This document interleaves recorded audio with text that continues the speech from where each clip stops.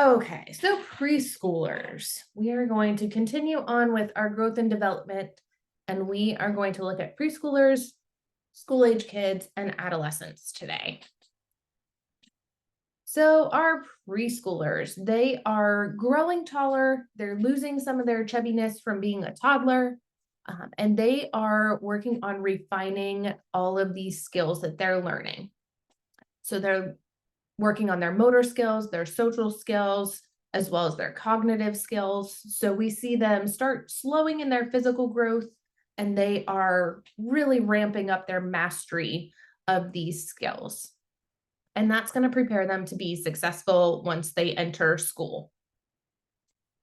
So here we see them learning how to play cooperatively and starting to interact with each other as they get ready to go into elementary school. So we might see them playing with blocks, both building towers. They may or may not be able to work together to build a tower at this point, depending on where they are in that preschool spectrum.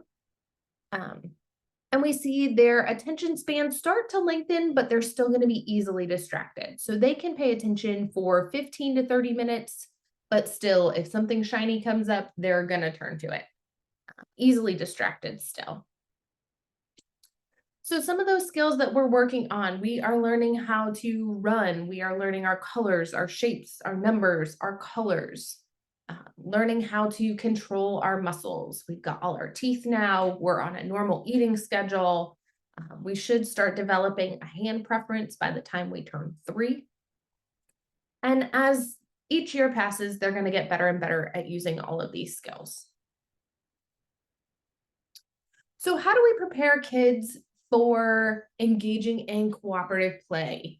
So as they're going into preschool, how do we get them ready to be in a room with others that they have to interact with? You guys can type them in or shout them out, either one. Teach them how to share, Mm-hmm. because at that stage, everything is theirs. Yes, mine. Introduce them to new things or new people or new setting, environment. Yeah, getting them out and socialized, getting them involved with other people outside of their immediate family so it's not so scary when you get left.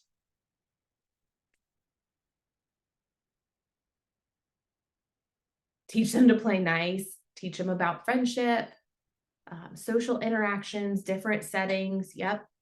Starting to modify their routine so that that becomes the norm. Good job, guys. All of these things are really, really important. We know that in that preschool age and our toddlers, they love routine and they love schedules. So we're going to have to slowly start adjusting their normal being at home all day, every day, to being out and about, being around other people, so that that's not such a shock to their system.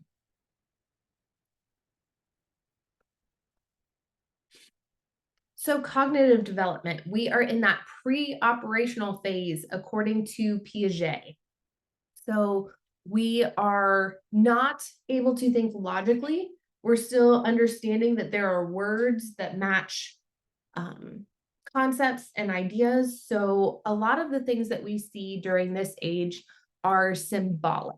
So an example of symbolic functioning is going to be turning a box into a race car, or creating a mental image out of something, or creating a mental image of something that we can't see. So that's going to be that symbolic functioning. So we're going to see them using their imaginations to play and think outside the box, kind of. So we don't have logical thought. We may not be able to fully express the things that we're interacting with and engaging with because we might not have the words for it yet. So we're going to rely a lot on that symbolic functioning. Once they get a little bit older, then they start to get into that intuitive thought where you start to get that internal motivation to do things.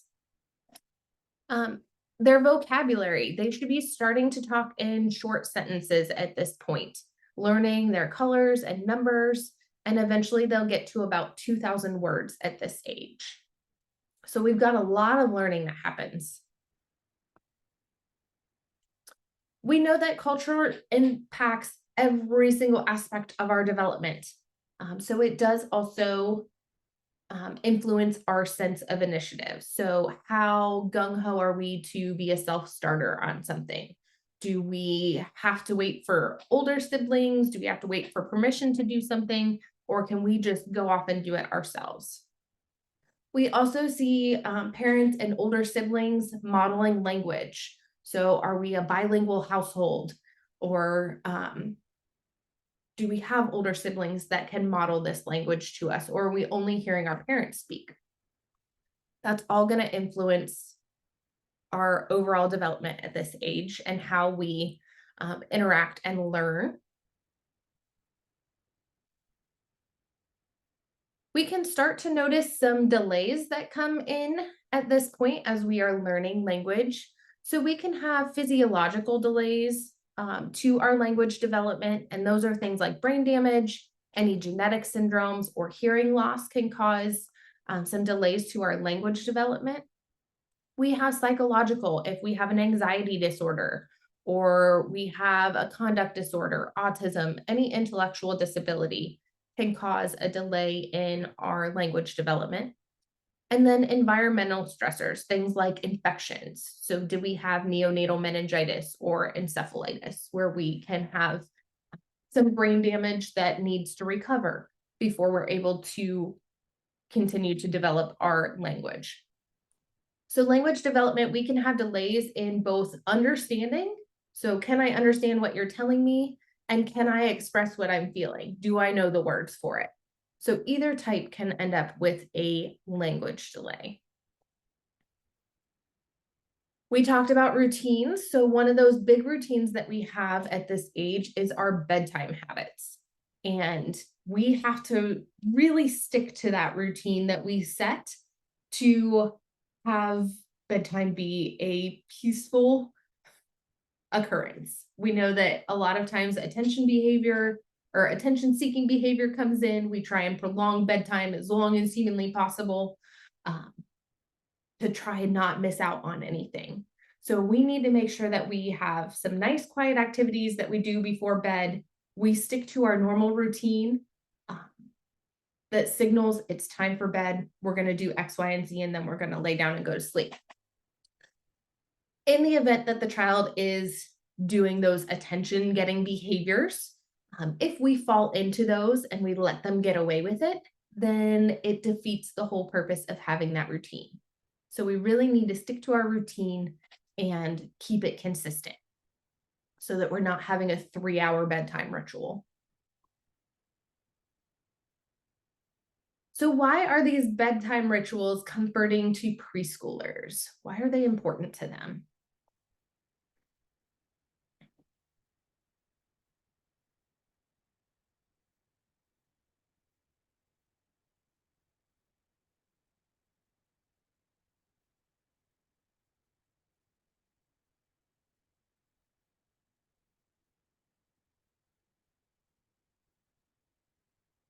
You guys got it. The big one is that sense of security. So that is what they are looking for. That ritual provides that sense of security and expectation that they have. So when we're looking at the development of a 3-year-old, we're going to start moving through these different types of play.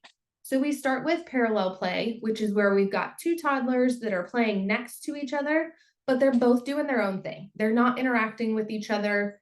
They're both off kind of in their own little bubble, but they're playing in close proximity to each other.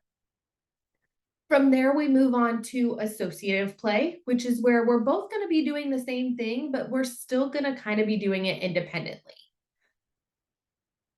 We might be conversing with each other, but again, I'm building my own tower, you're building your own tower. Then eventually, as we're approaching our school age, then we're going to move into that cooperative play where we're both going to build a tower together. So we expect kind of 3, 4, and 5 to kind of move through these different stages. This is also a great time to let them help with household chores so that they get some self-esteem and confidence built up. They're going to start to lose interest in the same gender parent. So we're going to start to lose interest in kind of what mom does. We might do more what dad does. We're going to start to learn those gender roles at this point. We talked about a little bit last week how when we're potty training, we can see that fear or of losing body parts or harm coming to them, not understanding what is essential and non-essential to our body. So we really see that come into play with toilet training. So the first time they go potty, they flush their poo down the toilet and they freak out, thinking that they just lost part of their body. So that is very unique to this age, that fear of losing a body part or harm coming to them. Also, we know 3-year-olds are notorious for mine, mine, mine. Everything is mine. And if anybody takes it, then I'm going to be angry about it. Very normal. Our 4-year-olds, so they've got all these new skills that they're learning and they're going to be super excited about it.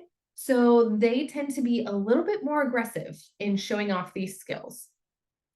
They're starting to be able to do things like using scissors, tying their shoelaces. Their vocabulary is going to be about 1,500 words at this point. They are all about being creative. So they want pots and pans, cardboard boxes. They want things that they can build themselves rather than just a prefab toy that only does one thing. So I want to be creative and expressive rather than just giving me one toy that only does one thing. They will start to enjoy stories at this point with very simple plots that they can follow easily. They also start to understand the concept of death at this age. So they are going to ask a lot of questions, and we need to tell them truthfully what is happening without causing that excess fear. Our 5-year-olds are going to be more responsible. They depend a lot less on mom and dad for those activities of daily living. They talk a lot. They question everything, and they want to know the answer to everything. We should see them learn how to ride a tricycle, start using simple tools. Obviously, with adult supervision, we're not going to give them anything that could cause harm to them. And they're going to have a better comprehension of television, computer games, electronics. We want to make sure that we're limiting these, though, and that we're not using screen time as their main source of education and activity. So here's our first critical thinking discussion. We've got a dad that wants to send his son to a play group twice a week. He's concerned that the child won't get enough attention because he's quiet and reserved. So what suggestions can we provide to help build his confidence and his language skills?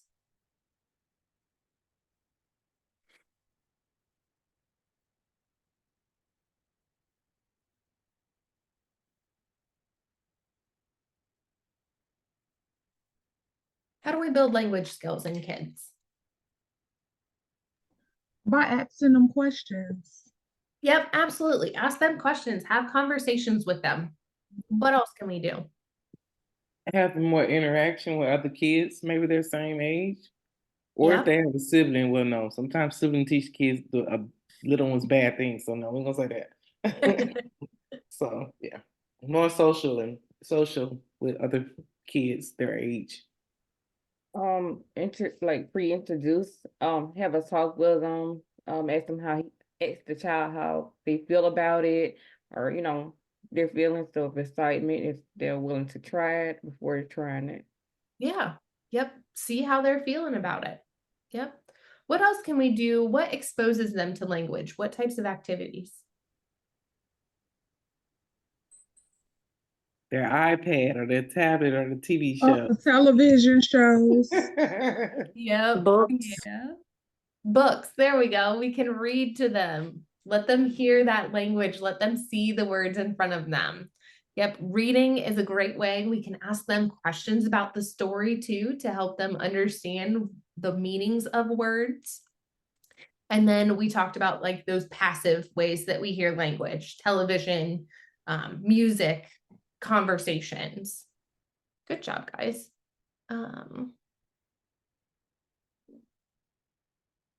Perfect. You guys got it. Okay, so why do we think that toys like crayons, blocks, books, puzzles are good choices for preschoolers? You can either type them in or shout them out.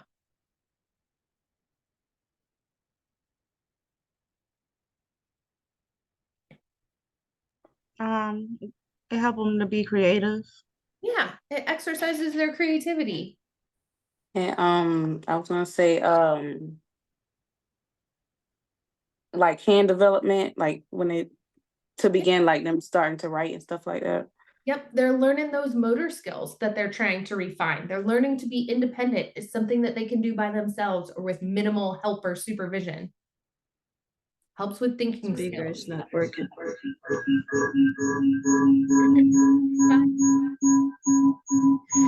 They have to think like somebody said it. Critical think like on like how to put the stuff together.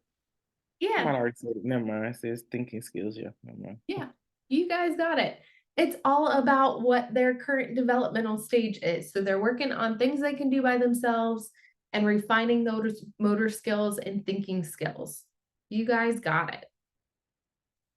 What about toys like jacks, marbles, scissors, dice? I see lots of head shaking. It depends on what age group that is. It's not Yeah, for that age, preschool age. No. those are kind of scary with preschoolers.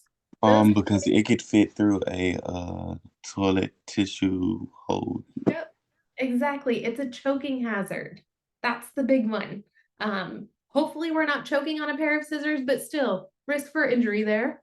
But those Jackson marbles and dice are really easy to swallow. And guess what? They look like they might be kind of fun to stick in our mouth. So we're probably going to. Choking is the big one. So definitely not things that we want to let them play with. They also don't foster creativity. They don't work on motor skills that well. So definitely a lot better options out there. Good job, guys. Back to discipline and guidance. So we still are in that stage where we're relying on our parents to keep us safe. We need limits for our behavior. So we need to know what is okay and what is not. And we are working on transitioning that responsibility for our actions from the parent to the child. So as we're learning independence, we need to learn what skills we can and can't do, or what we should and shouldn't do. So we're teaching the child to be responsible for their own actions. With our timeouts, remember 1 minute per year of age. We want to make sure that we're putting them in a corner, no interaction or eye contact. We don't want it to be a comfortable experience for them because then they're not going to mind it one bit. It's not going to be that form of punishment that we are going for. We also want to make sure that we are not using rewards for bribes. So we want to make sure that we are encouraging positive behavior and not reinforcing bad behavior by giving a bribe. And we want to be consistent with our discipline. So making sure that we have the same rules with both parents, with all caregivers, and that we are consistent with the style of discipline that we use. We know that jealousy is very common in our preschool population. We might see them revert to earlier behaviors. They might be aggressive, see biting or pinching. We need to make sure that we are nipping jealousy in the bud. So we want to have early management of our jealousy issues and make sure that we are not only addressing the child that is receiving the jealous behavior, but we also need to deal with a child that is expressing it. So making sure that both parties are having their needs met, they feel heard and understood, So a lot of times we see this happen when we have a new sibling that joins the family. So the newborn occupies their parents' time. They might kick the older sibling out of their crib, out of their room, which can be exciting. You get a new room and a new big kid bed, but all of the things that used to be yours are now going to the baby, and they're monopolizing mom and dad's time. So that can be really stressful on a preschooler. So making sure that we try and do things that take a lot of time with the newborn when the older child is sleeping, and give lots of opportunities for mom to be able to spend time with both children. So we see a lot of times mom gets pulled toward the newborn, but making sure that they get equal time. Again, if we see aggressiveness, we need to make sure that both parties are tended to, make sure the child that was the aggressor knows that they're loved, but at the same time, we can't condone that behavior. So that behavior is not okay because it can hurt somebody else. The other thing that we see is thumb sucking. This is a common regression in this age. Most kids are going to give it up by the time they go to school. Sometimes you might see it creep back up when they become extra stressed or extra tired. So when we're trying to discourage thumb sucking, we want to use distraction, praise, and encouragement. Another common issue is enuresis or bedwetting. It is more common in boys than girls, and we have two different types. So primary enuresis means you've never been fully potty trained, you've never been able to stay dry before. Secondary is when all of a sudden you start bedwetting when you've been dry for a year or more. So that would be a big backwards regression. There are lots of different causes that we have to rule out. We can have organic causes, like an actual physical issue that can cause the enuresis. There are also psychological issues that we have to consider. So when we're trying to come up with a care plan, we need to do a lot of data collection. We need to understand if there's a pattern to it, when it happens, making sure that we've ruled out all of those physical issues that could be causing it, any family histories, what their normal routine is so that we can see if there's anything that needs to be tweaked. And then things like the location. How close is the nearest bathroom for them? Are they wetting the bed because they literally can't get there on time, or they can't make it that far? So all of these things are going to be important for us to understand the cause and what the best course of action is going to be. So here we get to put it into practice. We have a 5-year-old that lives with foster parents and has to visit her biological mother every weekend. She wets her bed 1 to 2 nights when she returns to her foster home, and then stays dry until after the next time she sees her biological mom. Foster mom calls the clinic and asks how to handle the bedwetting. What do you guys think?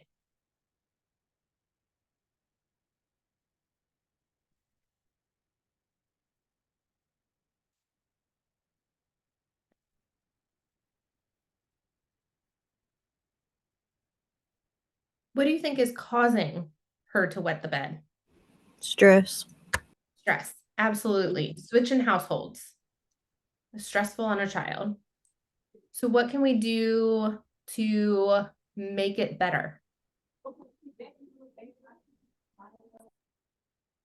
Do you think they can counsel question the child about what's going on when she go there, or is it something that she don't like about going? She's not comfortable. Yeah. What are some things that we can do to ease that transition, to make the child more comfortable?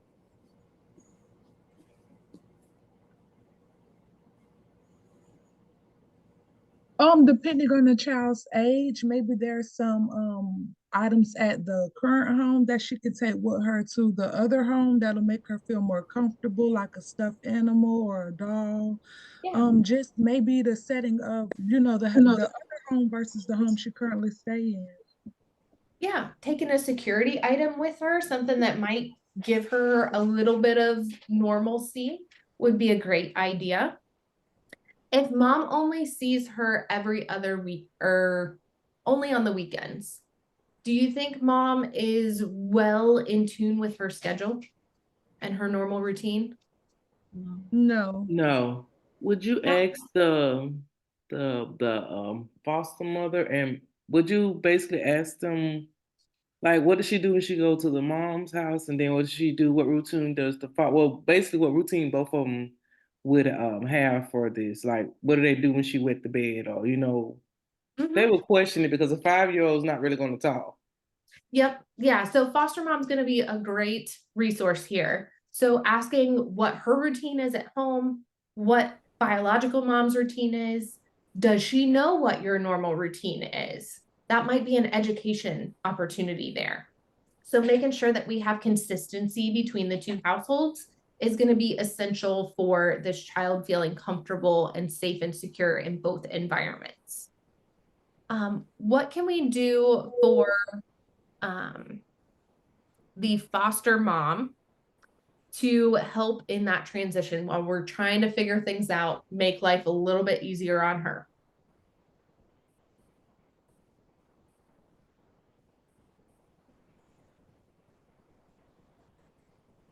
Put her on a schedule, like maybe every 2 hours, maybe. Well, I don't know, and maybe cut the drinking off or whatever food at a certain time. Stop giving her Yeah. something to drink. Yep, Not making sure we're not having liquids right before. yeah, yeah. What else? Super simple. So foster mom doesn't have to do so much cleanup.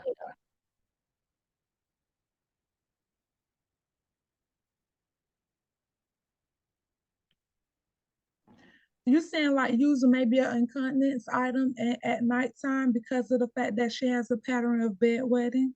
Yeah, yep. So we can use pull-ups if we need to. We can use bed sheets, anything that we can to help um, mom with the cleanup while we're trying to figure this out, while we're getting back to our normalcy. So making sure that foster mom knows the types of products that are there to help her. Yep, and then making sure that biological mom is educated on reinforcement technique, potty training, making sure that she's not missing any of those key pieces to that successful transition. Good job, guys.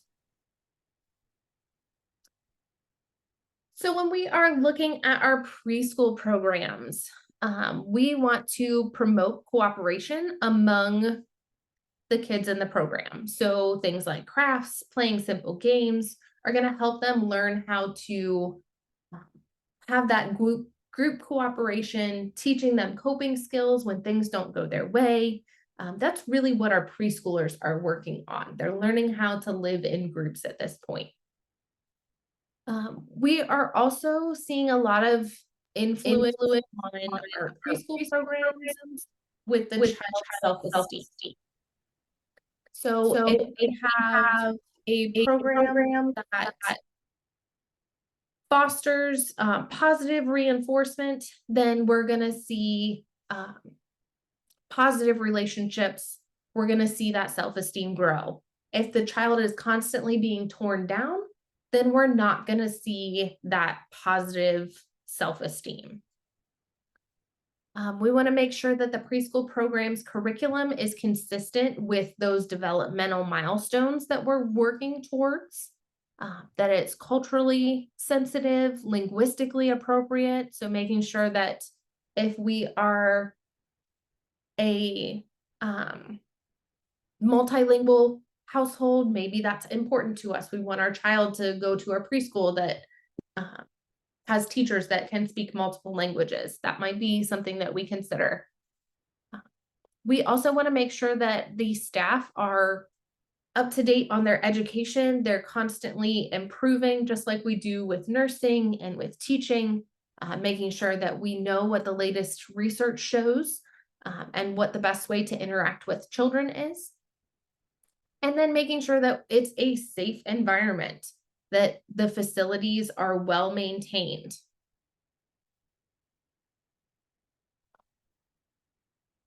When we're looking at daily care, we're starting to get into that normal hygiene routine. We take a bath every day, we're shampooing our hair a couple times a week. As we're going into preschool and we're leaving that home environment, we want to make sure that our clothes are easy for us to get on and off, so that when we're trying to use the bathroom at preschool, we can get them off on our own. We want to be able to move around easily, to be able to play and do all the things we want to do. It's really important that our clothes are easy to wash because we're gonna get dirty. Preschoolers are into everything, they get dirty. Also making sure they have sturdy, supportive shoes so that they can run, jump, play.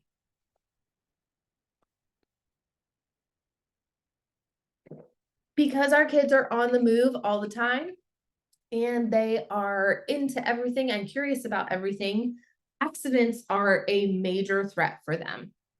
So we need to make sure that they know car safety. So making sure that they're not going to walk into traffic, they're not going to try and cross the street on their own. One of the things that we tell them is put their hand on the gas tank of the car while mom's getting everything out. And then once I grab your hand, then you can leave. That way, you know they're safe next to the car without them potentially getting hit. Making sure that we teach them about stranger danger, also child-proofing the home. The more mobile they are, the more curious, the more they get into things. Poisoning is a big thing that happens at this age, just because they're curious about things and they don't understand the risks. We also need to make sure that when our kids are playing, they may not be directly in our sight. We might not be watching them specifically, but they need to be in eyesight of us so that we can protect them from strangers. Make sure they're not playing in a secluded area.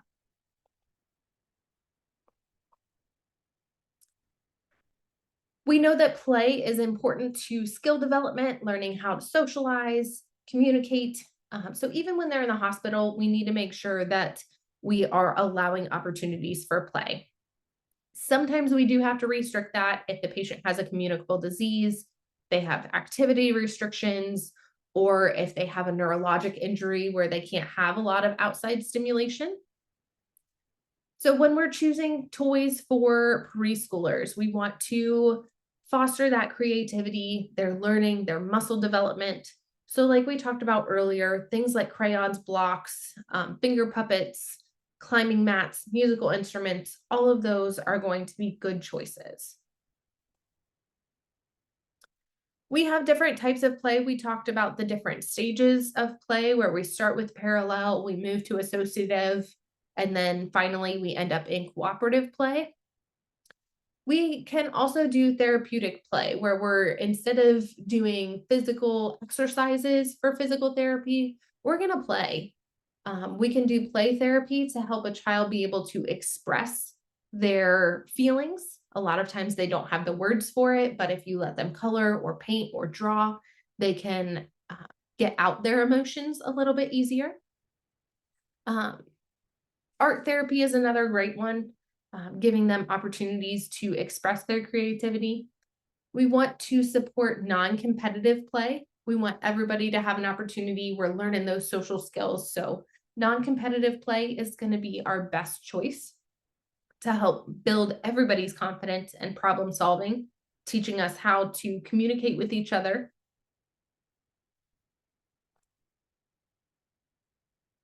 So what types of play can we facilitate with a preschool child that might help get rid of some of that fear they have when they're in the hospital?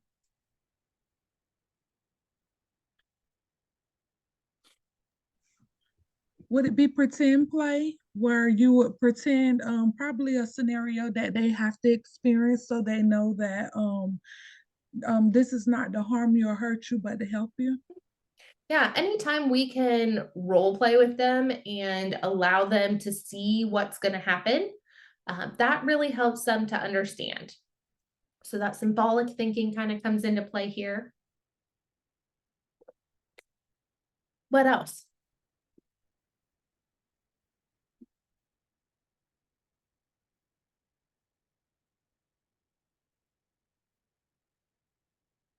How do we help them get their feelings out if they can't tell us with words?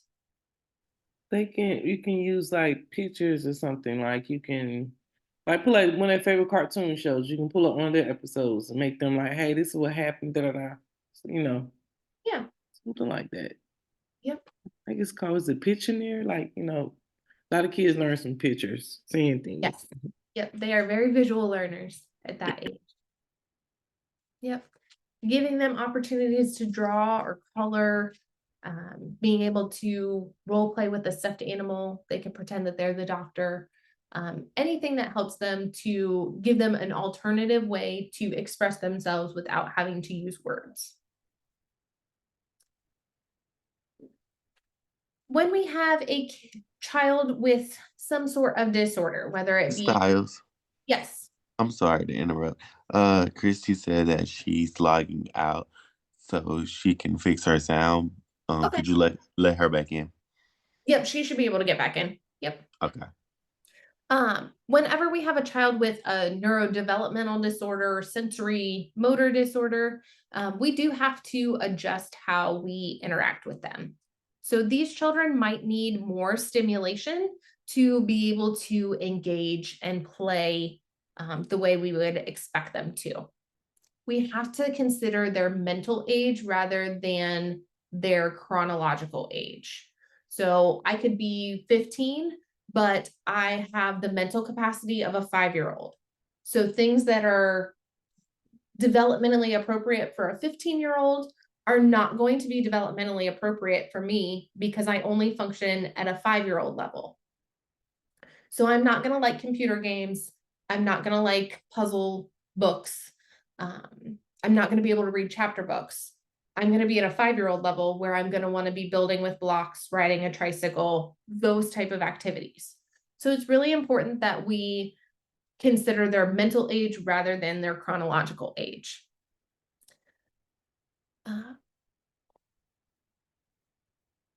We also need to provide lots of opportunities for these children to master tasks.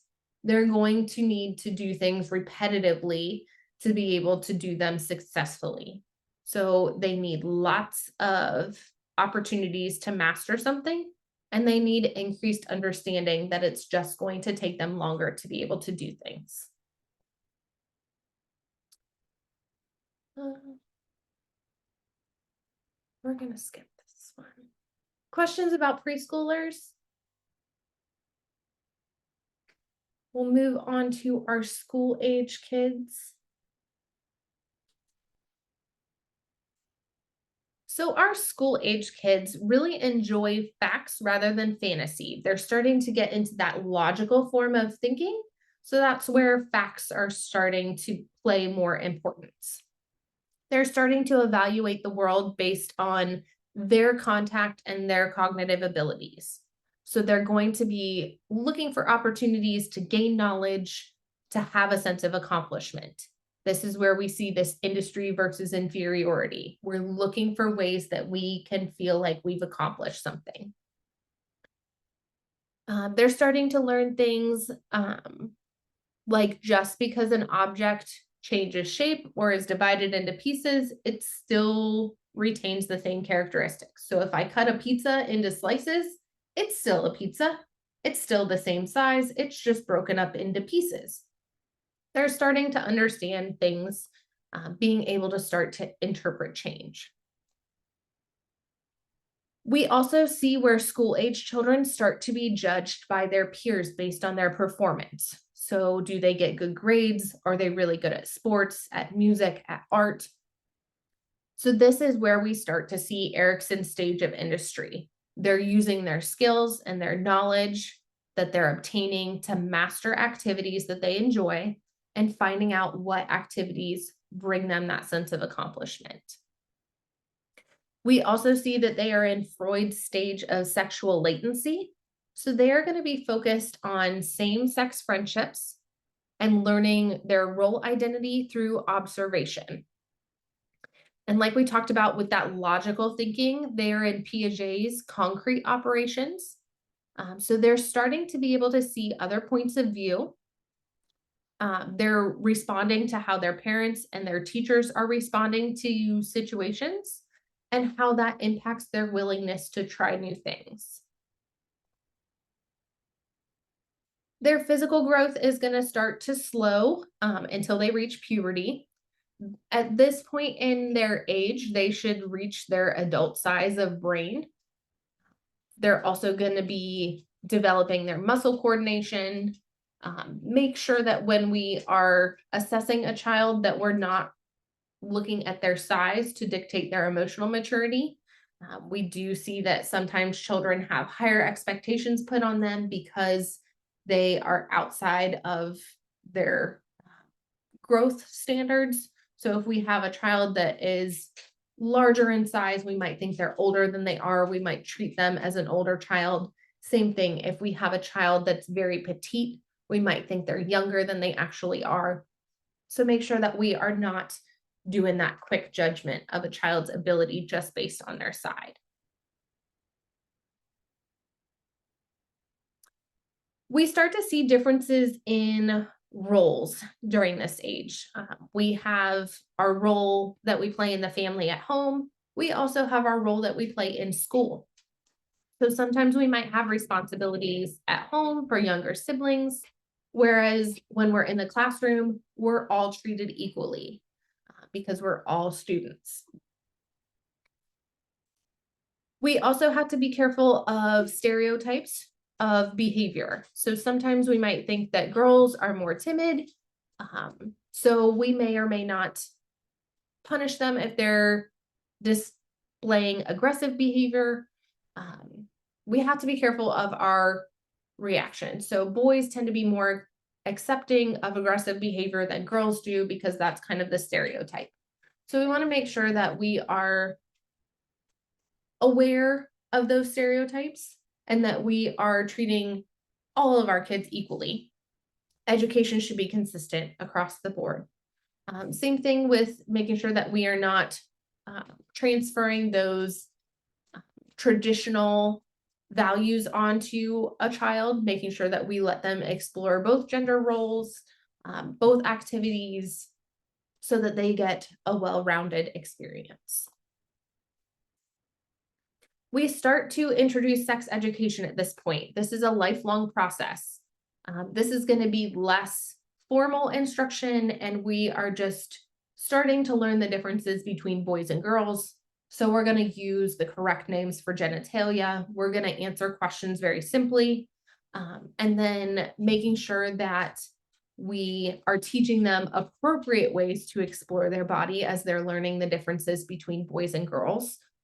So allowing for that private exploration versus doing that in public, teaching them not to touch other people, and then making sure as they get older into school age and they are looking for resources that we are keeping them off of the internet and their peers as resources and making sure that they are being taught correctly.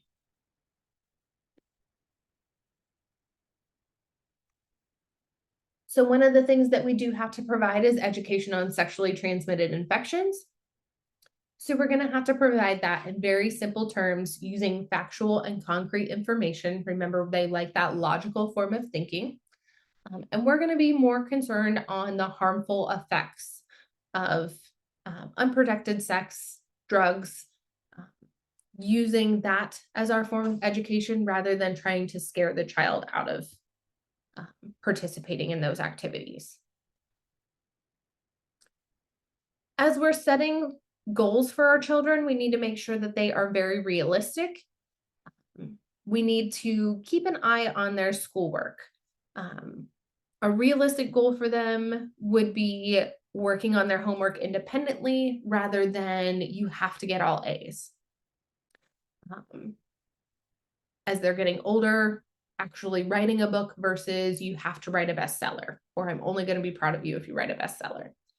So realistic goals for our children, watching for signs of depression. We can see poor sleep, appetite, not enjoying our activities anymore. We can see a change in our school performance. Those are all signs that we need to watch out for. We also need to help the child be accountable for their homework. So making sure they do their homework before they get to play, talk about their school day, so you know what's going on with them. So our 6-year-olds are still really energetic and on the go. They are busy bees. So they are really good at starting tasks, but not necessarily completing them. So if we ask them to pick up their room, they might do so for 5 or 10 minutes and then get distracted by something else. They actually can talk for a purpose rather than just hearing themselves talk. Still require a lot of sleep at night. Our 7-year-olds start to set their own standards for themselves. They tend to be really into a high achievement. They'll start to develop a sense of humor. They're going to be very modest. They're going to develop their first crush. They're not going to want to change clothes in front of their peers. And they're going to have a good balance between being active and still enjoying quiet time as well.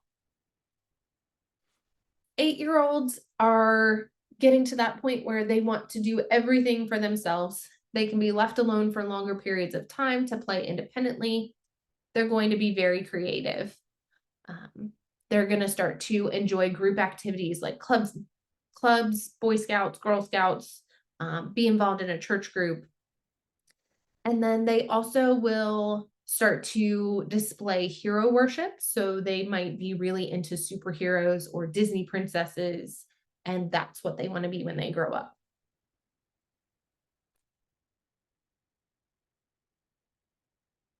So here we've got a shy 8-year-old that tends to isolate himself from other kids, doesn't want to be part of the group.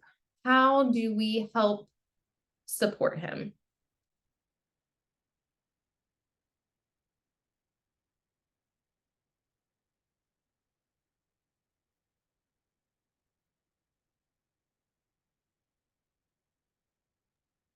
Maybe you can interact with him and ask some questions. What do he want to do? What do he like doing? Yeah, find something that's interesting to him. Sometimes if you pair them with a child that is more active and because they are shy, that child can bring out that the other, their inner person where they can be a little more, they can fit in more, especially if that child interacts with a lot of the children. If you put a shy child with that child, they tend to talk and become themselves more. Yeah, if you've got somebody that's really outgoing and interactive, then they can help to bring that shy child along, get them introduced to people. They kind of take the spotlight off of them too, which is really nice. So they can be part of that social environment without feeling like everybody's staring at them. What else do we want to know about home life?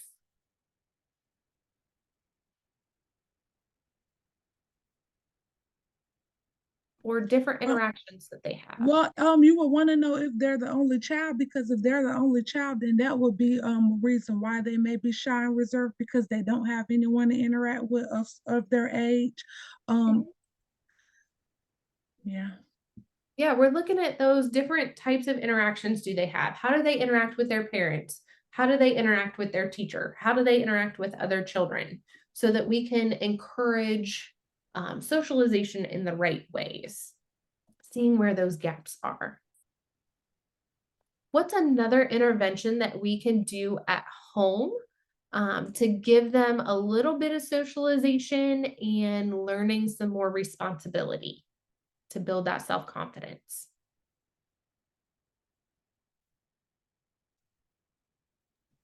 You can implement chores, give them a responsibility, give them something that they have to do, like when they get out of school, homework time, chore time, even involve them in the activities that I do. Like for instance, my daughter, I always ask her, would she like to help me cook? Or chop up the vegetables, something where it's like they're partaking in what you're doing in your home life. Mm-hmm. Yep. So getting them involved, giving them those constant opportunities for success. Also, another good thing that we can do is if there's a family pet, we can put that child in, we can make them responsible for that family pet. That way they have opportunities for success they can engage with that pet too, that non-threatening environment. So teaching them to socialize that way. Good job, guys. Moving on to our 9-year-olds. This is when we can start to rely on them to be responsible for their own things. They're able to take care of their own belongings. A lot of times they can do basic care for younger siblings. They're going to be more interested in family activities and being able to be responsible, doing those chores for those rewards. They're more likely to actually complete the tasks that you give them. And they can also start to accept criticism for their behavior and their actions. We can see them have some worries and mild compulsions at this age. So we see those expressed through these nervous tics, like they might be eye blinking, have some grimacing, some shoulder shrugging. As they're taking on more responsibility, we can see some of those worries creep in. Then we get into our pre-adolescent. So 10 years old starts our pre-adolescent period. And a lot of times we see girls maturing a little bit faster than boys. We will see these children become courteous to adults. They're going to be thinking about social problems that they might face.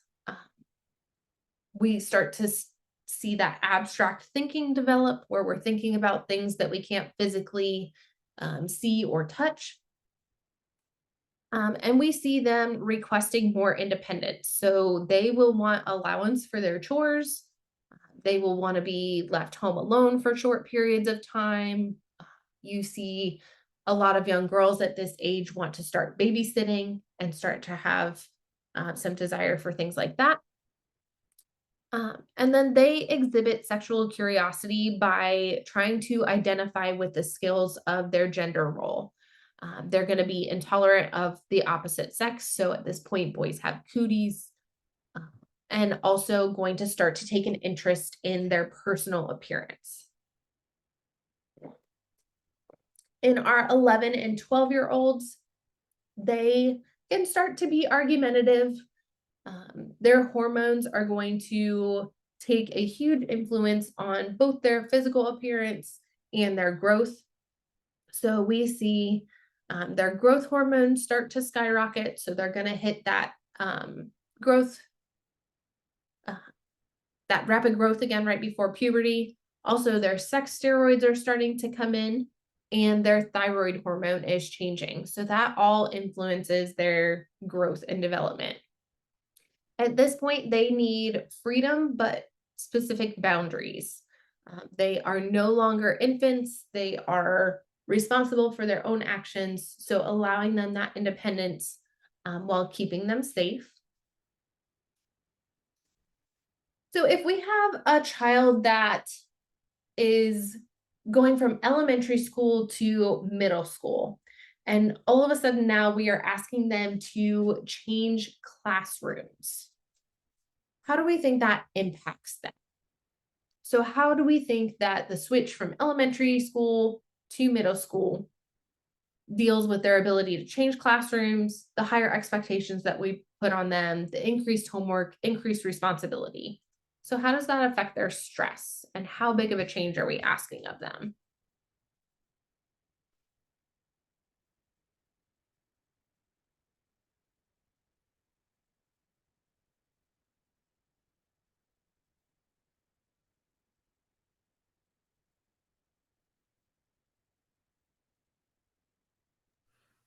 I mean, I believe that it's just like what we're doing now. It's gonna be a higher stress level. Yeah. It's a change. You assume that every step above is gonna get harder. So, I mean, if they're elementary going to high school, they might feel like their dress code got to change. Um, it's moving from like a child to a step of maturity. I mean, some girls might want to change the way they dress, the way they wear their hair. You got to think from going from ponytails or to wearing their hair down. Mm-hmm. Yeah, so we see lots of changes in elementary to middle school. That's that first real big transition that they go through. A lot of behavioral changes as well. Yes. Yep. So we're asking all these different things of them, and it is a lot of change for them. So a lot of times we see this expressed with behavioral outbursts. So we can see those behavior changes. We can see them doing things that they wouldn't normally do. This is also that adolescent stage is where they start to develop their own identity. So when we're getting into that pre-adolescent phase where we're going from elementary to middle school, we're starting to dip our toe into who we are as an individual. So yeah, this is asking a lot. That transition from elementary to middle school is definitely a big one.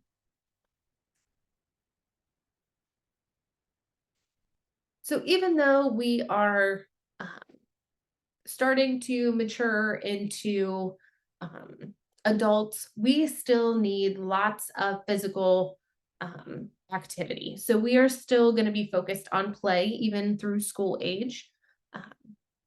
We are mastering new skills that help us feel that sense of accomplishment so we can achieve that stage of industry. We might feel out of control if we tend to be different than our peers. If we're put in a high pressure sports situation, that might help us or might cause us to feel out of control of our own environment.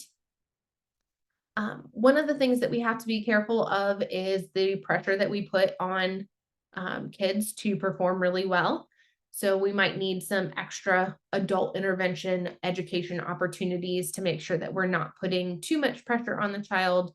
We also have limited spaces for these kids to be able to engage and interact. And if we have a particularly dominant player or a younger player that might be picked on, we need to make sure that we are addressing those gaps, making sure that everybody's included. We have that nice cooperative environment. One of the things that we see at this age are latchkey children. And these are kids that are left alone for an extended period of time, typically after school while parents are still working.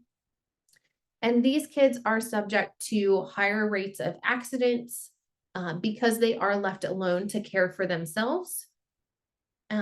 We also see them at risk of feeling isolated and alone because they don't have those interactions after school, either before or after school.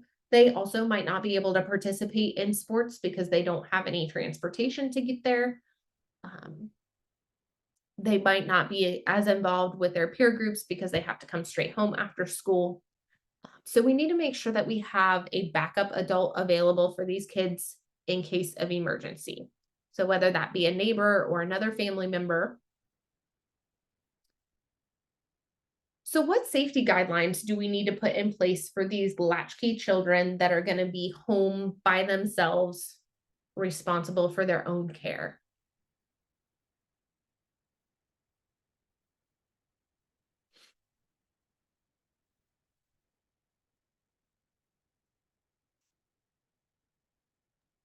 No cooking? Yep, Turn on the emergency stove? numbers. Yep, no cooking. We want to make sure that we prepare food ahead of time for them so that they're not having to use the stove. Don't open up the door for anyone. Yeah, lock the door behind you. Don't open it for anybody. Call when you get home. Yeah, at least text something.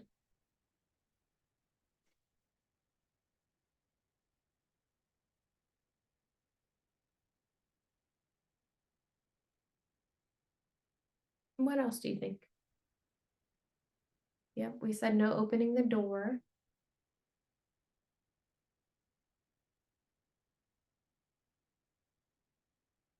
Have a neighbor or somebody trusted check in on them if you can. Yeah.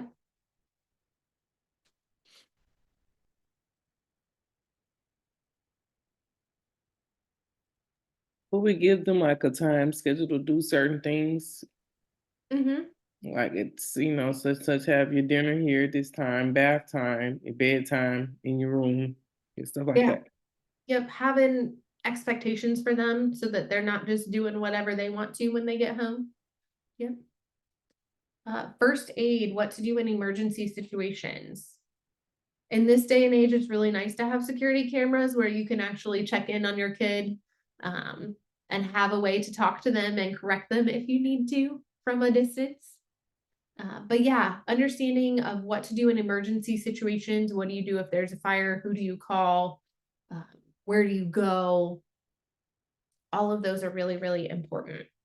Good job, guys. So these kids take a lot of extra guidance, and we do need to put additional safety measures in place to keep them safe because they're at high risk for accidents. We know that they aren't necessarily able to make the best decisions for themselves. They still need that guidance. And when they don't have it, there's opportunities for risks here.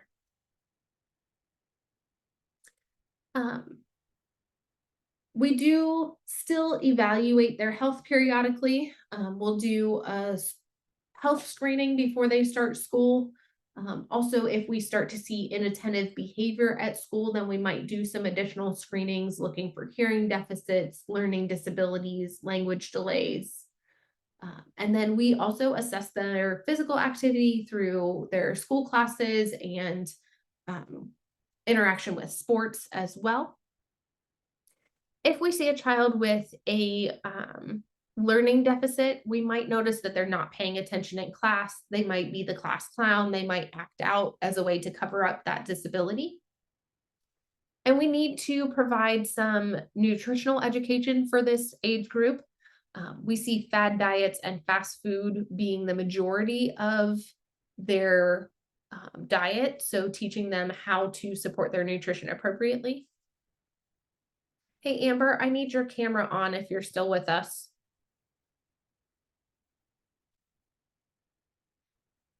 In the event that we are hospitalized or we're doing those routine health appointments, it's important that we're starting to include a school-age child in their own care.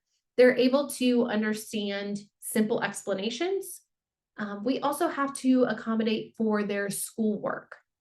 So we need to be able to give them opportunities to study, complete their assignments, teaching them responsibility for their homework, for their school supplies. And then they're going to be interested in earning an allowance to start to get money for themselves. So chores to get the next thing that they are wanting. We see pet ownership becoming important at this stage. We have to watch out for pets transmitting diseases to our kids, though. We can see infections happening if the child comes in contact with the pet's saliva, their urine, their feces, or if they get an irritant under their skin.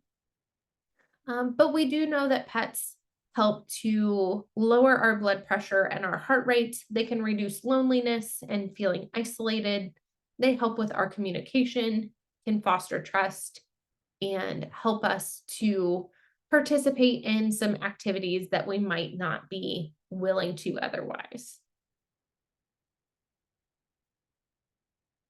So after the age of 7, a child can be considered responsible enough to care for a pet. We want to protect them by encouraging hand washing after they're handling the pet, not allowing them to sleep with the pet or have the animal kissing their face directly. And then make sure that we are avoiding interaction with the pet's bodily fluids. Moving on to adolescence, our last one, guys. So adolescence is going to be marked by the appearance of our secondary sex characteristics. So this is where our reproductive organs become functional and start secreting those hormones. So we see breast or testicular growth, pubic hair, and those voice changes. They are learning their sense of identity. So who they are as an individual, what they want to believe, what they want to do as a career, what activities they want to participate in, who they want to be as a person. They are also starting to separate from the family. So starting to experiment with that individual lifestyle. What am I going to do once I leave my family? They're also starting to initiate intimacy, so those first romantic relationships. Their major challenges, they hit that growth spurt with puberty. They also have all of these changes that happen because of puberty.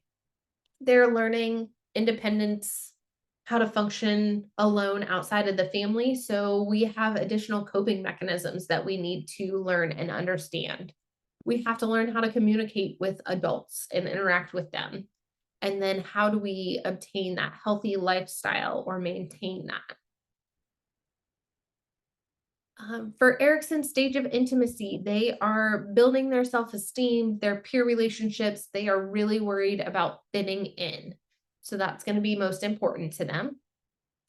For Piaget, we are learning abstract reasoning and problem solving. So abstract reasoning is all of those things that we think about that we can't physically see or touch. So concepts like freedom, justice, those are going to be abstract. We're learning problem solving. So once I'm leaving the household, I have to figure out how to make corrections, how to solve problems, adjust. And then in Freud, they are in the genital stage where they're starting to develop feelings for others. Those romantic relationships are blossoming.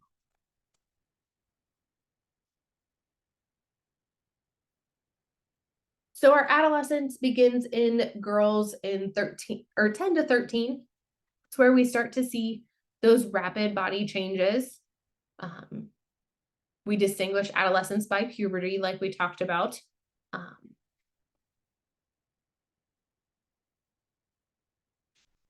We also have to worry a lot about psychosocial development. This is kind of where we live at this point. Our self-concept is really important and is always changing. So how we view ourselves fluctuates a lot during this time. It's going to be molded by our demands of our parents, our peers, our teachers, other people that are in our inner circle. And we are going to be experimenting, trying to figure out what works, what doesn't. We're going to be trying on different roles, doing that trial and error to establish that sense of identity. So our next critical thinking discussion, we've got a mom complaining that her 14-year-old son is increasingly lazy in the past couple of years, lies around the house, sleeps all day on Saturday, and complains about being tired all the time. How do we explain that behavior?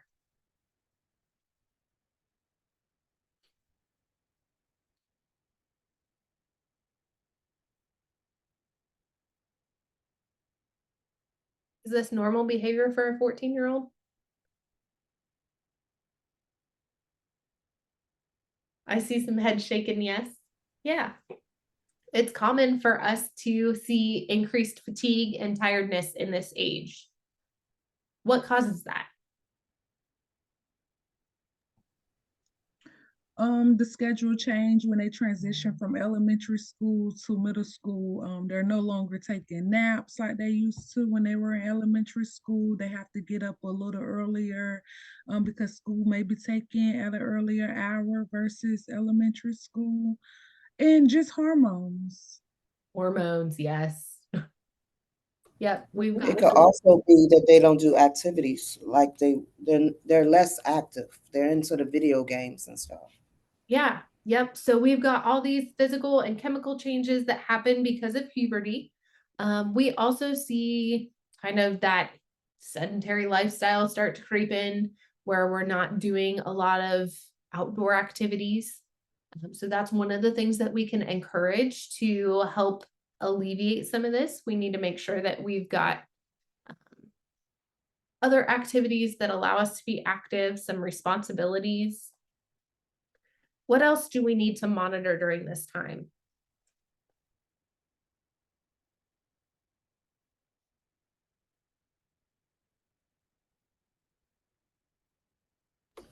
Maybe who they hang out with.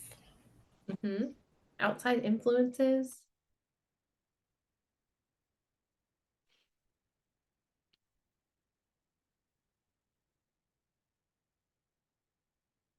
What else impacts our Social, energy social level? media. Oh, social media is a good one. Are they being bullied somewhere? Right.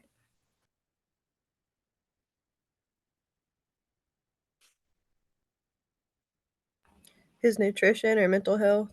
Yeah, nutrition, making sure we're getting appropriate nutrition. We're not relying on fast food, unhealthy food. We've got a good balanced diet, making sure that that's not the reason that we're lethargic and fatigued. And then we kind of hit on it, making sure that we keep open lines of communication so that we understand any stressors that are in his life. Is he being bullied somewhere on social media? Does he not have any friends at school? All of those are going to help us to figure out, is there a reason for our laziness, and help correct it.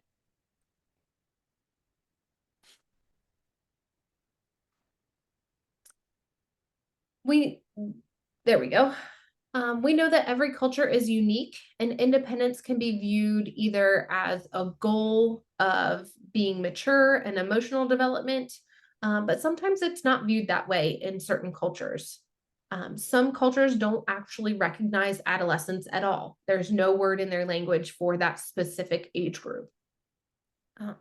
Some societies are patriarchal. They have a highly structured, and you have specific social roles that you are expected to follow. So the good of the family might take precedence over your personal good or your personal goals. And protection of that family image and community reputation might be more important than what your specific individual identity is.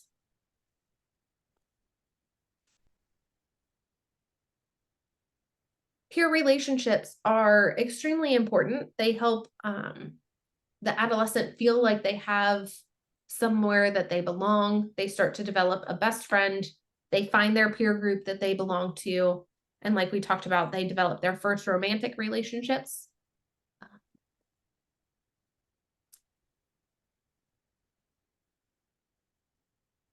And those romantic relationships are going to help to start to build that sense of identity. But we do see a lot of outside pressure from social norms and from their peers that can cause issues with those initial relationships.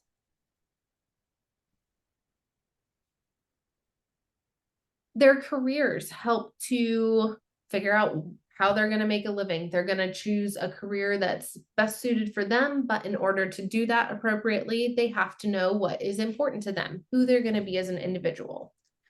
So we can see things like job shadowing, music lessons, vocational training, all help this child to figure out what is important to them and help guide their career choices.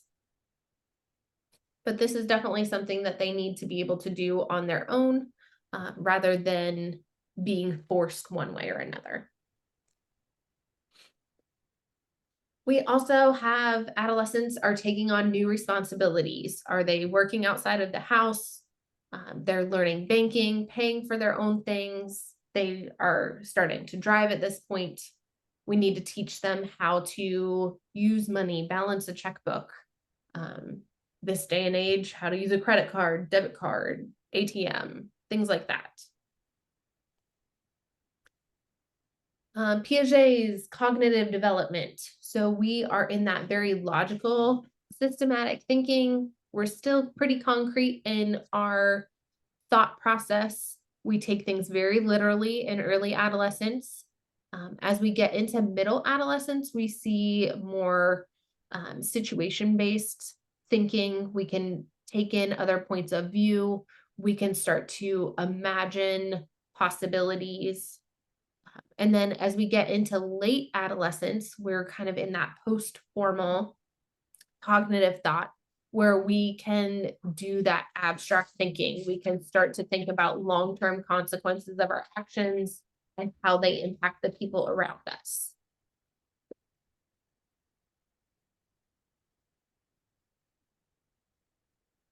When we're talked about abstract thinking, it's the ability to understand concepts that are real, but are not directly tied to a physical object or experience. helps us absorb information from our senses and make connections to the world around us.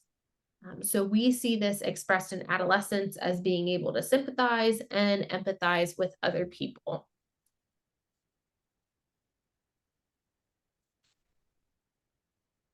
We also see dating start to emerge during this age as we're becoming acquainted with members of the opposite sex.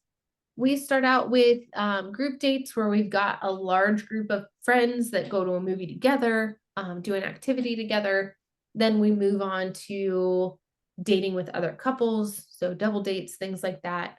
And then finally, we'll move into those single couple relationships where it's just that one-on-one. Dating provides psychosocial development by giving us learning experiences to satisfy our curiosity. It's a means of gaining a feeling of being loved and cared about. So that sense of fitting in. We also see, there we go, see sexual experimentation that happens at this age because of peer pressures. That can also affect our growth and development. We can see things like unplanned pregnancies, sexually transmitted infections, assault and trauma can happen at this age because of that experimentation. And we also can see experimentation as a form of rebellion. So a child trying to gain a sense of control over their own situation. So they might rebel against their parents, especially if they're very strict with their expectations. When we're providing sex education, we need to make sure that we're not allowing our own biases to be presented, because those can cast judgment, can prevent the patient from sharing with us, and can decrease their self-esteem. We're going to teach coping skills at this that are appropriate for this age group, things like stress management. They can listen to music, journaling, prioritizing nutrition and sleep, teaching them how to plan ahead, and being able to talk things out.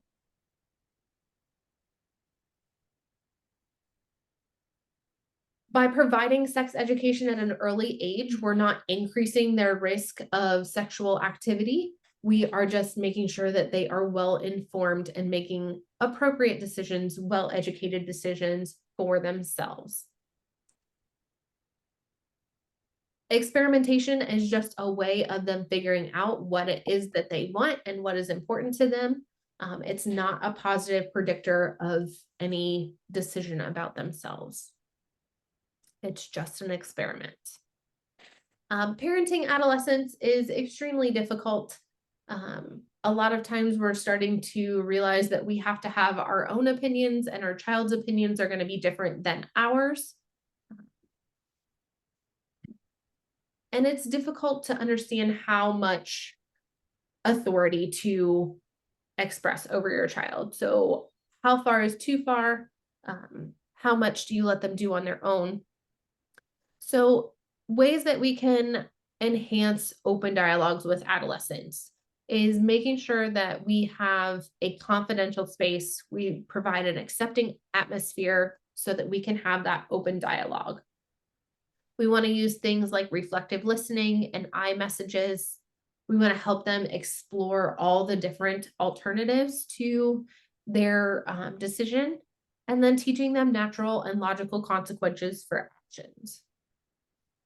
So we have different approaches, but one that can hinder that open communication is an authoritarian approach, where we don't allow that adolescent to exercise their independence. We don't help them think through the consequences, or we cast judgment or are constantly interrupting them.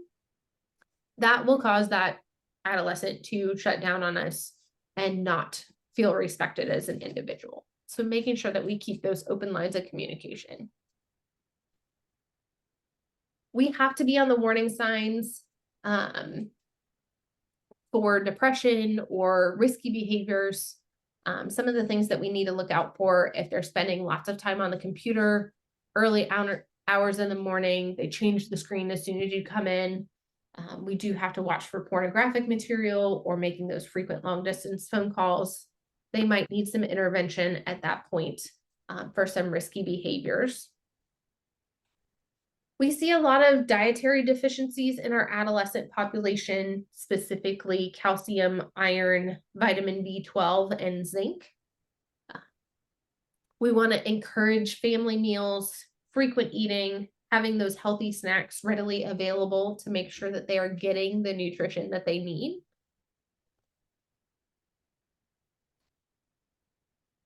We want to encourage protein-rich meals. Things like fish have amino acids and tyrosine that help, that's at the bottom. Fish, soy, peanuts, and rice have choline and acetylcholine that help our brain to remember things. Protein is also going to provide us energy and help us to stay alert.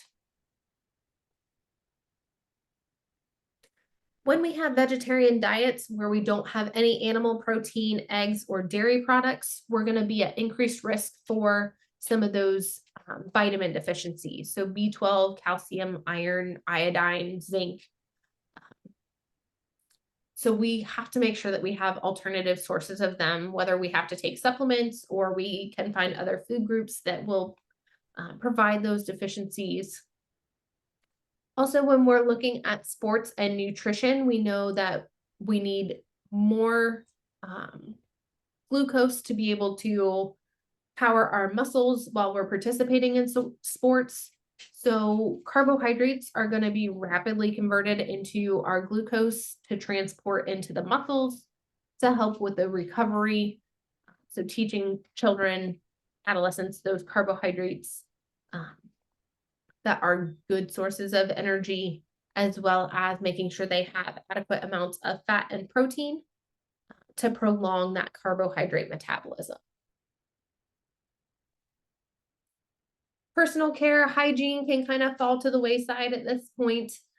We need more frequent bathing because of those hormones that are causing havoc on our body. We also see an interest in body piercings. So how do we care for those appropriately? Promoting our dental health at this point, just like we did when they were younger. We also see sunbathing and tanning creep in at this age, so we need to teach children how to protect themselves from the sun to prevent skin cancer. Also making sure that they're protecting their eyes as well from exposure to the sun. And then finally, motor vehicle accidents are the highest cause of injury for this particular age group. So adolescents should be taking driving courses, making sure that they're not distracted while driving. We can also limit passengers so that we're not having a lot of chaos going on when they're just learning how to drive.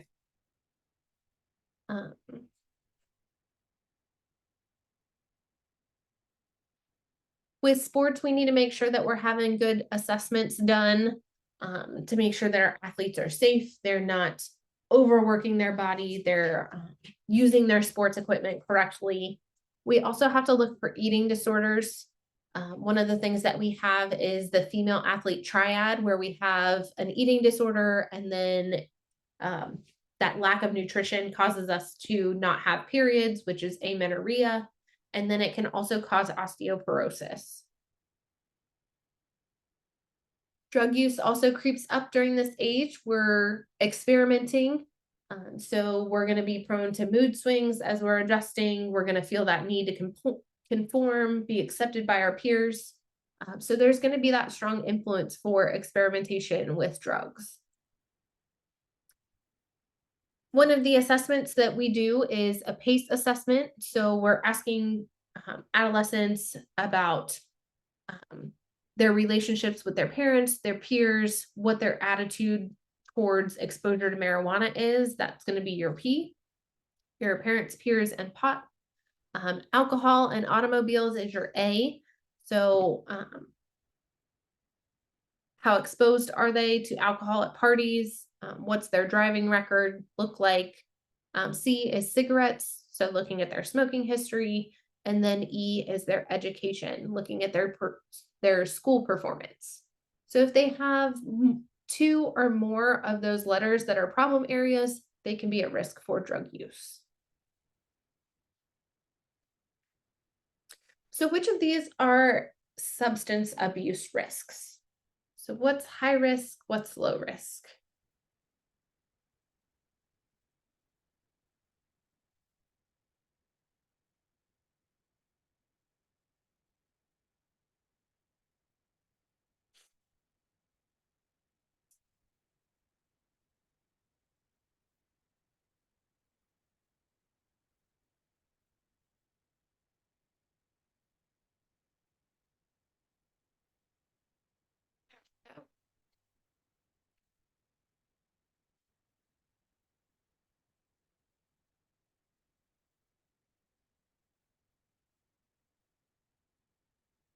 So supportive parents are going to be low risk for substance abuse. Routinely smoking pot behind the bleachers with my friends. Yep, that's going to be a high risk for substance abuse. Never drinking and driving is going to be a good decision. Thought about trying cigarettes with my friends. They're getting that exposure there. So there is a risk there that they haven't necessarily taken that risk yet, but it is there. And I get okay grades, but I think school is really hard. So we might have some academic struggles, but we're at least hanging in there. So kind of a middle of the road risk. Good job, guys. Depression. We have to look out for the warning signs. We can see changes in appetite, their sleep. They might lose interest in activities, might withdraw from their friends. Anytime that we have a threat of suicide, we do need to take that very seriously. We can see all of those warning signs of depression. We can also see alcohol and drug use, neglecting their personal appearance, lack of response when we praise them. They can be irritable. We can see those depressive episodes where they might have sadness or crying spells. Sometimes they might post on social media suggesting that they feel isolated or depressed. They might give us a warning that way. But anytime we see a thought or a talk about self-harm, then we need to make sure that we take action. School nurses play a large role in assessing for depression. They can recognize the symptoms early on, encourage communication. They can be that safe space. A lot of times adolescents don't feel comfortable talking to their parents. So that nurse is somebody that they might feel comfortable talking with that's outside, not necessarily going to pass judgment on them. We do see our teachers noticing changes in their behavior and performance, or we can have students that come in with concerns on their own to the school nurse. So we need to be able to provide those resources for them, get them the help that they need, and recognize the signs early on. With adolescent pregnancies, we have to realize that we have a young child that is still developing themselves, and now they are also developing another human being. So after their first period, their cycles are irregular. So if they are sexually active, then they're at higher risk for pregnancy because that's more difficult to predict. They have immature vascular development in their uterus to support a pregnancy, so the risk of miscarriage is high. They also haven't completed their long bone growth, so they're still growing on their own. They're going to need a lot of nutritional support to support both of them. And their pelvis is not fully developed, so pregnancy is going to take a large toll on their body.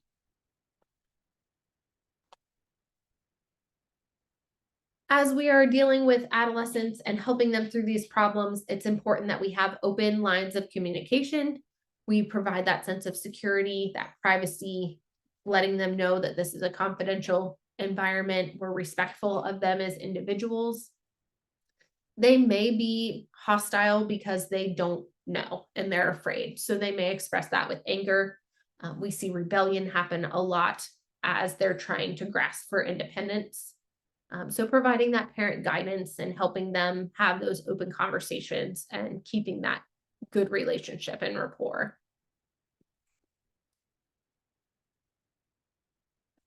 Here we have a 15-year-old girl that is suddenly rebellious, breaking all her rules, Last night she came home an hour after curfew with no explanation. She's angry and sullen when she's disciplined, and parents want to know why her behavior has suddenly changed and how to stop it.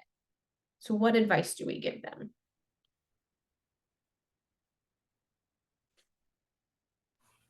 Communication. Mm-hmm. Um,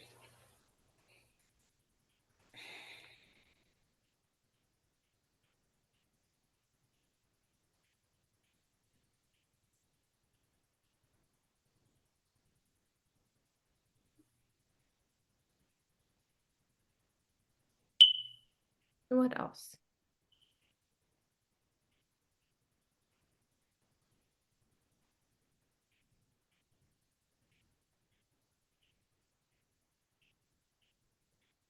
Do we just want to yell at her for breaking curfew and discipline her right off the bat? No, we want to find out what's wrong with her, what's causing her to act out, find out who she's hanging around. There could be a number of things wrong. We just gotta figure it out. We gotta communicate with her because we have to make her feel safe and that we're her safe space. Because if not, then she's gonna keep running to her peers to vent to them, and we're gonna become the enemy. So you gotta make them feel comfortable. Yep. So having that calm discussion, making sure we've got that struggle between parents and adolescents for I'm my own person, I'm in control. So balancing parents' control with keeping their child safe with the child being able to express their own independence. So yes, we are going to have to punish her for breaking curfew, but we need to have a calm conversation and explain that our punishment is because we love you and we want to keep you safe. We're not trying to just make you miserable. There is a method to the madness. What else do you guys think we should recommend?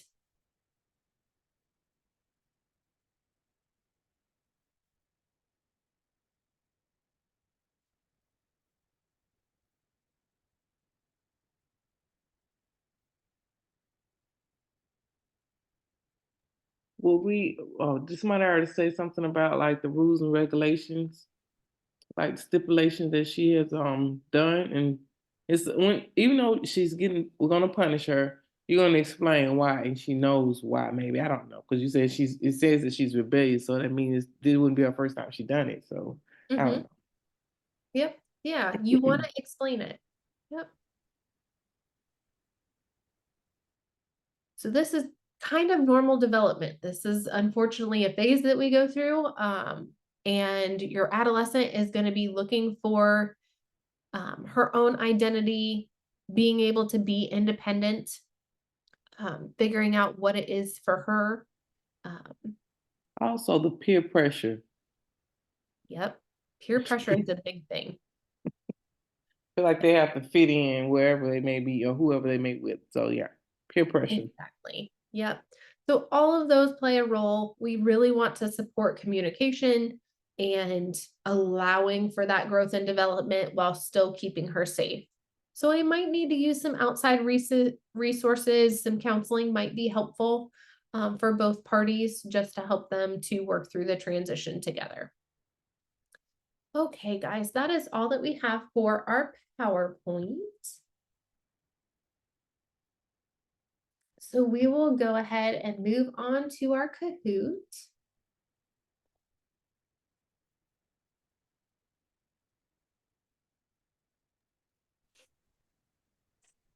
I will give you guys a minute to get logged in here as soon as it comes up. Miss Styles, Yes. can we get a 5 minute? Yeah, you guys can come and go as you need to. If you need to go to the bathroom or get a drink or anything.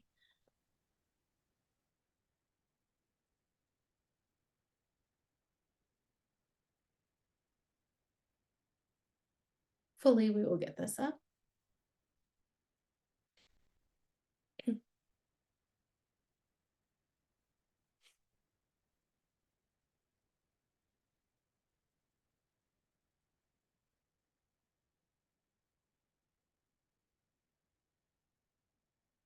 Let's try again.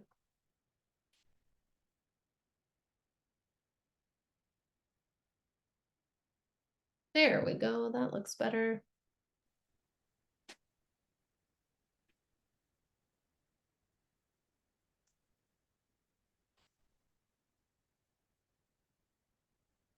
Yeah, if you guys ever need to get up and get a drink, go to the bathroom, do whatever, feel free. You don't need my permission to do that. You're all adults.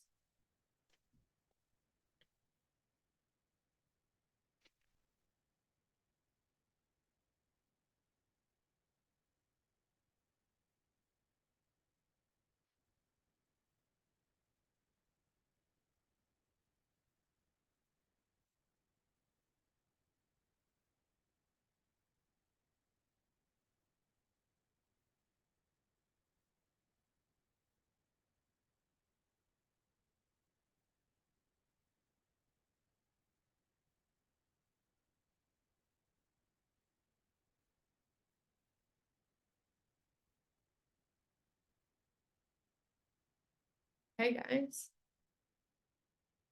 I dropped the pin in the chat in case anybody wants to join us later, but we will go ahead and start our Kahoot here.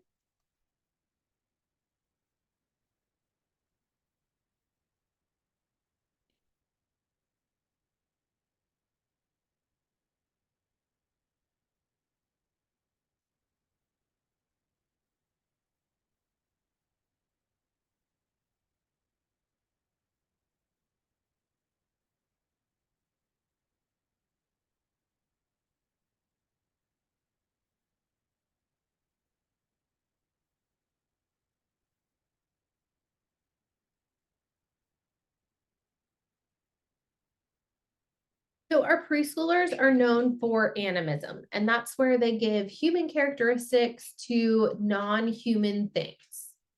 So trees would have leaves so that they can hide behind them when they're scared. So human characteristics, we know trees can't be scared. So that is going to be our example of animism.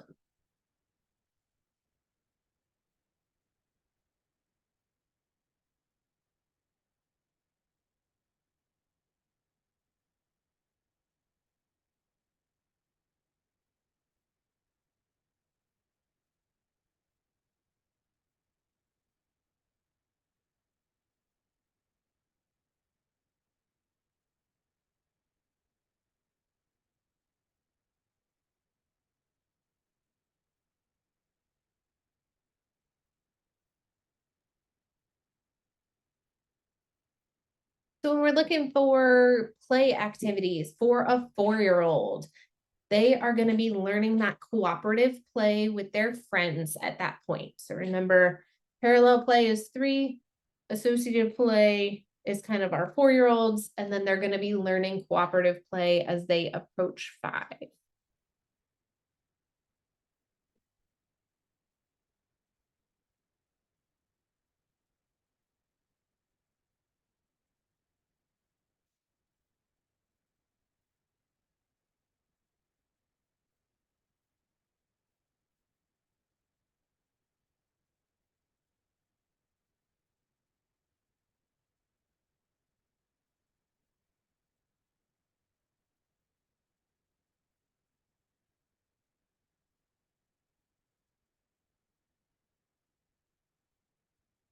So this is a term from last week. Cephalocaudal development is that head to toe development. So I can hold my head up before I can sit up. I can sit before I can stand. It's that head to toe progression.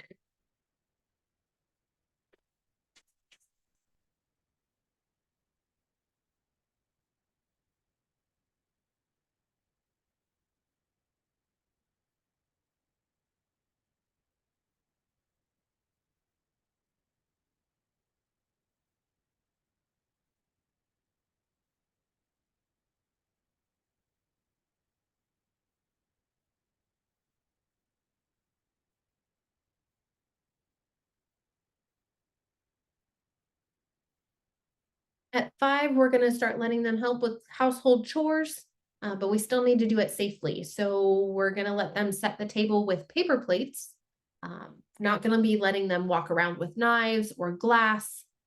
Don't want them to be using cleansers just yet. Giving them those simple tasks to do. Remember, they have a very short attention span.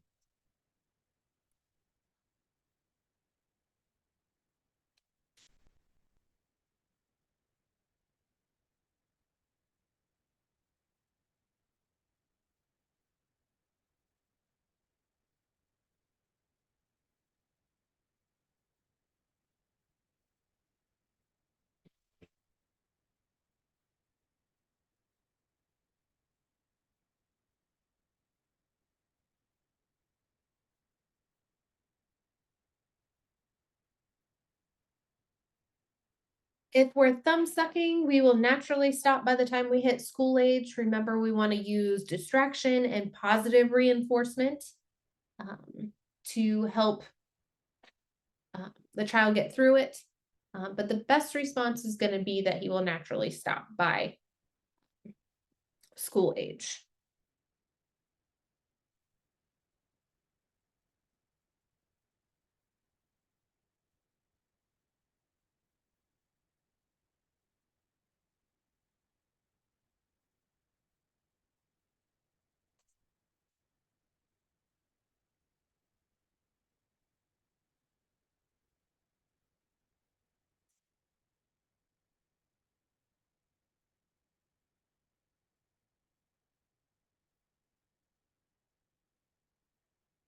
Maturation is our umbrella term for growth and development. So when we're looking at all of those influences together, then we're looking at maturation.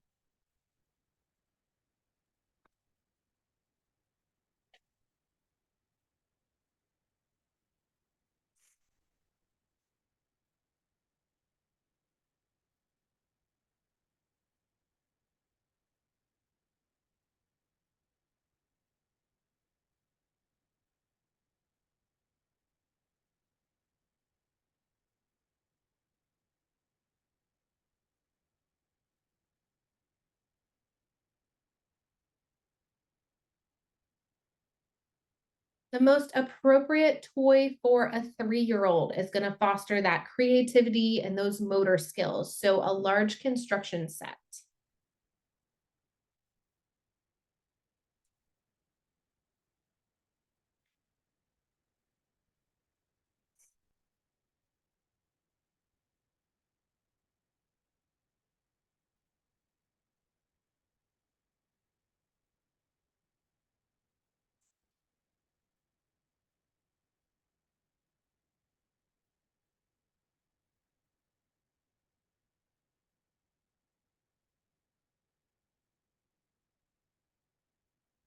Preschoolers have that unique fear of bodily harm, not necessarily death. They're still a little on the young side for that understanding, but remember they can't distinguish between essential and non-essential body parts. So that bodily harm is their unique fear.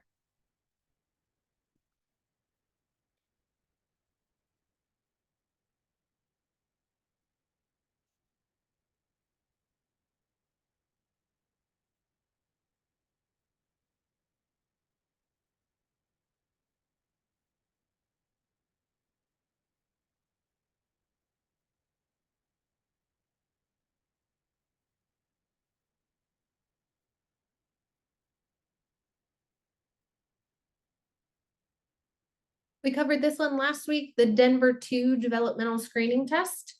If we have abnormal results on that, it means we need further investigation.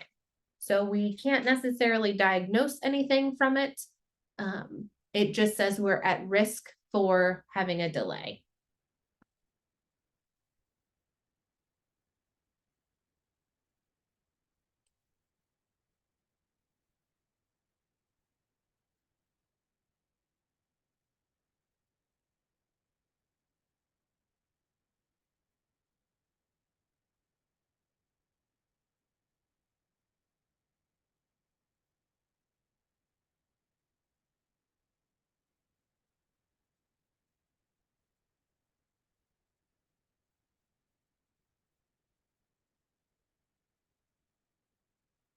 Average attention span of a 3-year-old is going to be about 15 minutes.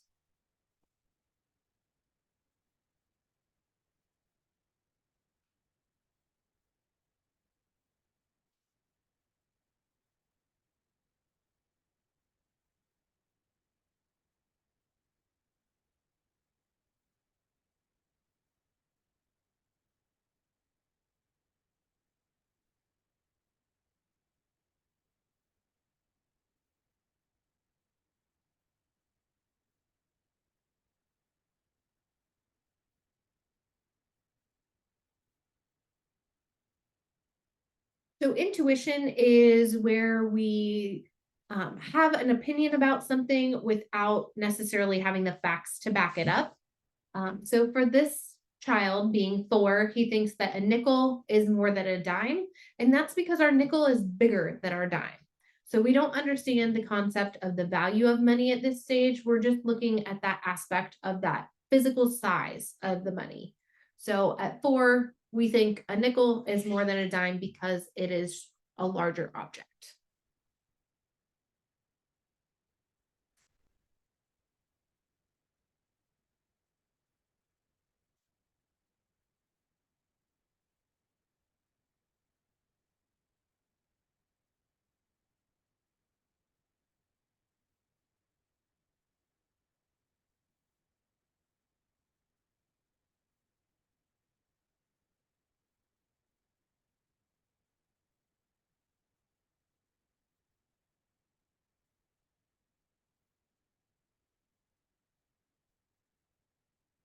School age kids, our 4th graders, are going to be logical, concrete thinkers. So we need to provide simple explanations about nutrition. So very concrete, simple explanations.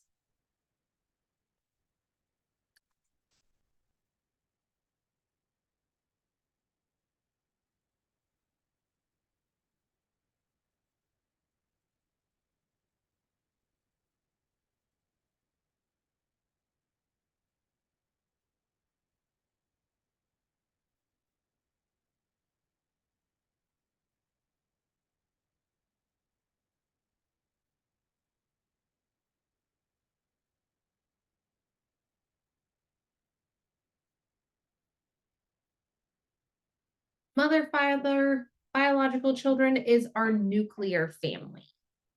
Let's do one more, guys.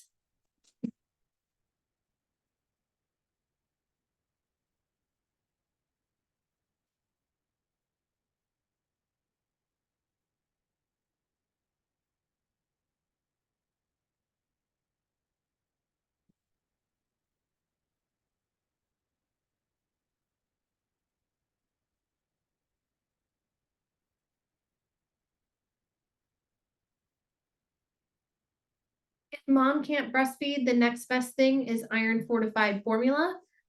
We want to be respectful of her decision, but still provide appropriate nutrition. So it looks like Key is going to be our winner today. Good job, guys.